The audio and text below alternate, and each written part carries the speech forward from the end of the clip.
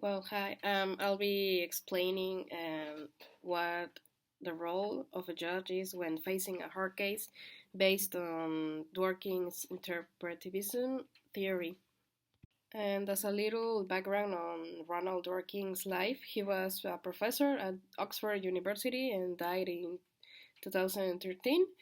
And also, he was known by because he challenged the theory of analytic jurisprudential thought and at Oxford. As I read the information given in this session about interpretivism,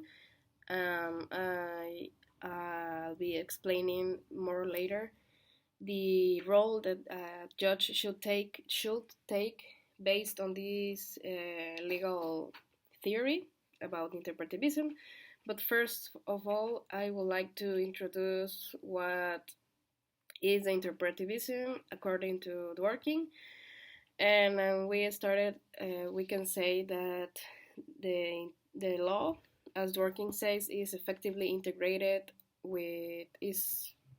and related with morality, and also his vision of law is to seek that take human rights seriously within the law, and also Dworkin says that human rights are remarkably compromised if the result of a hard case depends on the judge's personal opinion, intuition, or discretion.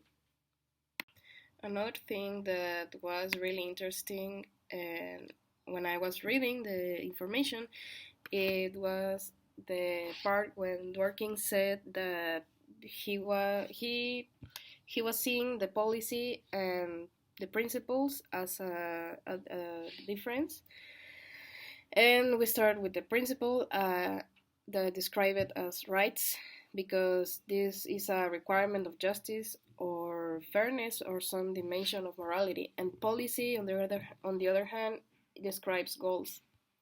And this is basically sets out a goal to be reached, and generally an improvement in economic, political, or social feature of the society.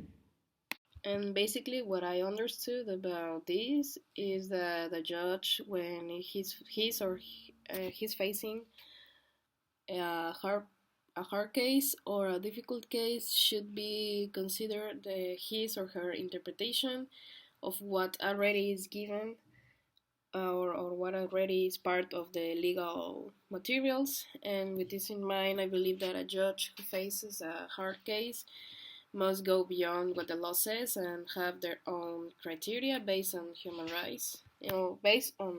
rights principles, and with this to interpret the case and give it a resolution.